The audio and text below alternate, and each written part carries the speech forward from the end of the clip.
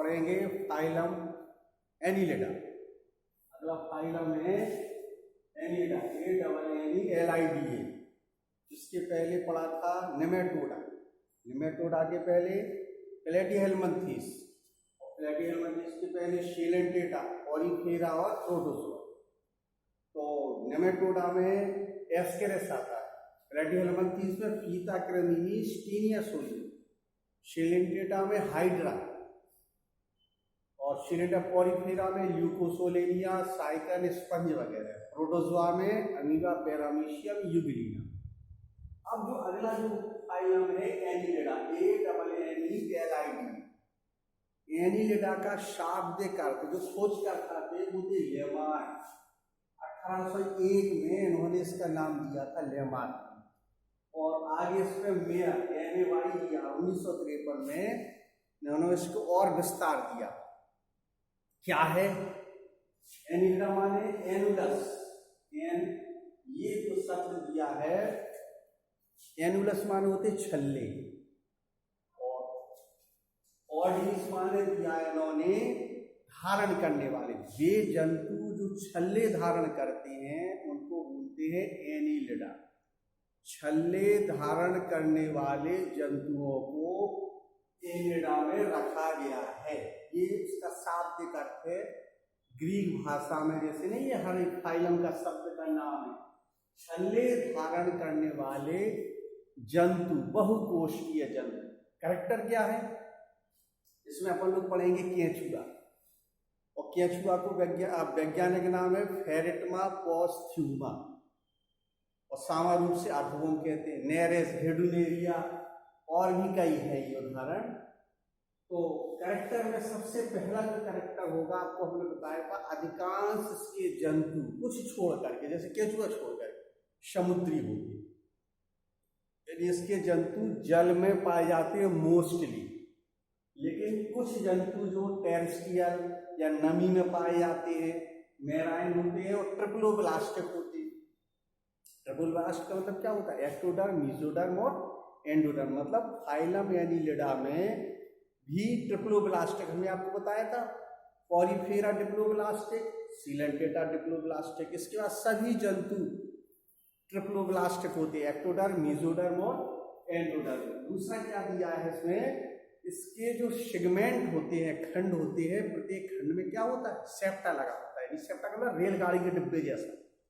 एक डिब्बे के बाद स्टॉपेज बंद हो जाएगा, फिर दूसरा डिब्बा, फिर तीसरा, ऐसे पहला सेगमेंट, फिर दूसरा, फिर तीसरा, फिर चौथा। लगभग जैसे केंचुआ की बात करें हम, 100 से 120 सेगमेंट होते हैं एक दूसरे से जुड़े हुए, प्रत्येक बंद रहता है। बंद के बाद मेटामेरिकली सेगमेंटेशन, माने उसके सभी सेगमेंट में वही चीज होगी जो एक में होगी। प्रत्येक सेगमेंट समान होंगे, उनके अंदर की संरचना होगी। केंचुआ बाइसेक्सुअल एनिमल्स है, यानी ऐसा जंतु जो द्विलिंगी है वो केंचुआ। प्रत्येक सेगमेंट में टेस्टिस भी होगी और प्रत्येक सेगमेंट में ओवरी भी होगी, इसलिए बोला बाइसेक्सुअल। कुछ यूनिसेक्सुअल भी होते हैं, मेल अलग होता है, फीमेल अलग, यानी कुल मिला के organ system and metamerically segmentation. प्रत्येक सेगमेंट एक दूसरे से मिलता जुलता बिल्कुल समान प्रकार का होता है, इसलिए उसका नाम क्या रख दिया? Metamerically segmentation.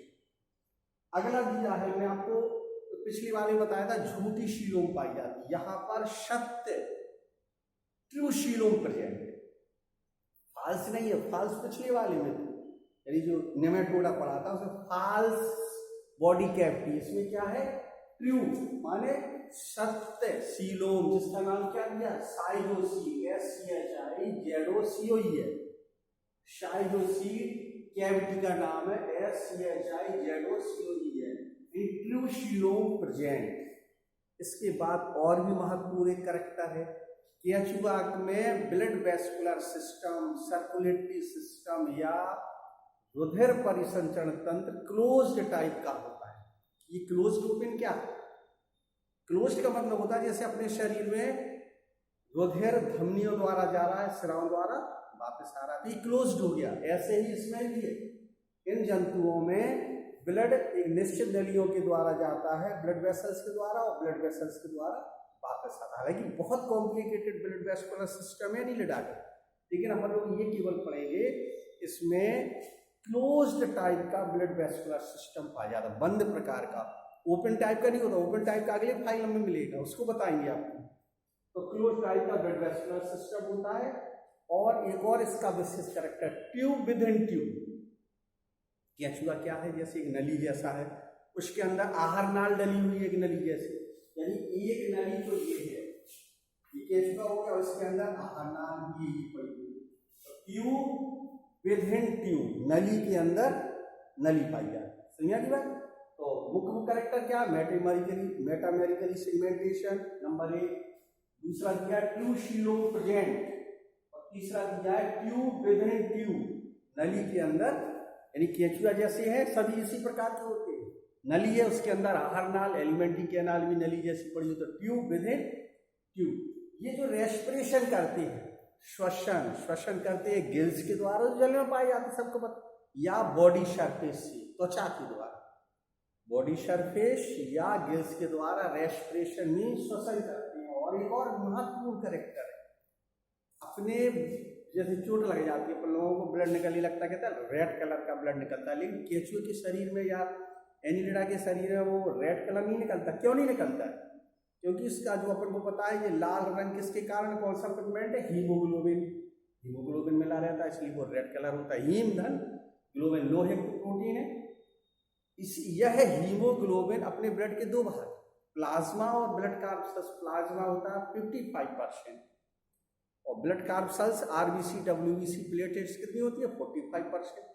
तो जो प्लाज्मा होता है वो किससे मिला होगा, जो हीमोग्लोबिन होगा वो प्लाज्मा में मिला होता है, ना कि वो अपने शरीर में किसमें मिला होता है, आरबीसी लाल रुधिर कणिका में मिला होता है। ये डिफरेंस है, इसलिए इसका ब्लड कैसा होता है, जो चीज निकलती है वो मिट्टी के कलर की निकलती है। क्यों? क्योंकि हीमोग्लोबिन किससे मिला हुआ है, प्लाज्मा में, जबकि अपने शरीर में हीमोग्लोबिन रुधिर कणिकाओं में यानी आरबीसी मिला हो, इसलिए इसमें क्या है कि प्लाज्मा में हीमोग्लोबिन मिला रहता है। ये भी प्रमुख कैरेक्टर है इसका।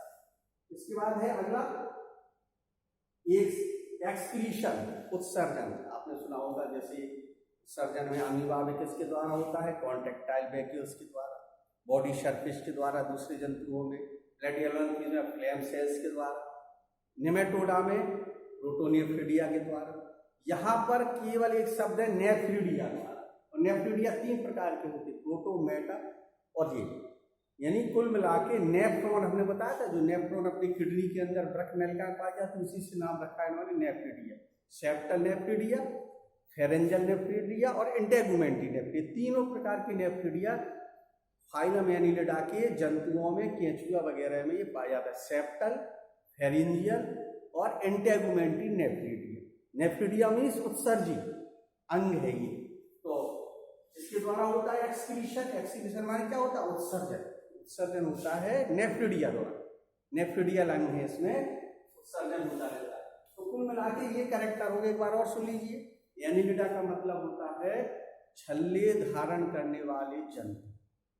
लेमार्क ने खोज की थी, मेयर ने उसका और विस्तार दिया था। Metamerically segmentation, tube within tube, triploblastic, haemoglobin किससे मिला रहता है, प्लाज्मा में मिला रहता है। और क्या है अगला, क्या है, रेस्पिरेशन बॉडी सरफेस या गिल्स के द्वारा होता है। ट्रू सीरोम प्रेजेंट, सत्य गुहा पाई जाती है। बॉडी के बेस का नाम क्या है, साइनोसिस।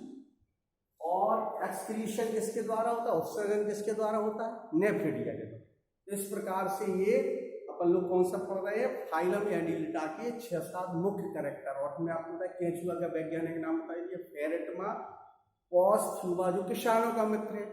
क्यों है किसानों का मित्र, क्योंकि वो खेतों में पाया जाता है, जमीन को पोला कर देता है, और इसके माउथ से जो चीज मिट्टी खाते हैं एनस से निकालते हैं। जब एनस से निकालेंगे तो अनेक प्रकार का उसका पौष्टिक मटेरियल मिलता है, जो खाद के रूप में पेड़ पौधे बहुत ग्रो करते हैं, वृद्धि करते हैं। इसलिए क्या कहते हैं, किसानों का मित्र होता है कौन, फेरेटमा पोस्ट्यूमा, फाइलम एनिलिडा, अर्थवॉर्म या केंचुआ। इसके अलावा और उदाहरण है नेरेस, हेडुनेरिया इत्यादि और भी कई एग्जाम्पल है। तो ये कैरेक्टर हुए किसके, फाइलम एनिलिडा। कल पढ़ेंगे अपन लोग फाइलम आर्थ्रोपोडा। आर्थ्रोपोडा सबसे बड़ा फाइलम है, जिसमें कीड़े मकोड़े सभी आएंगे, तो इसका अध्ययन कल करेंगे।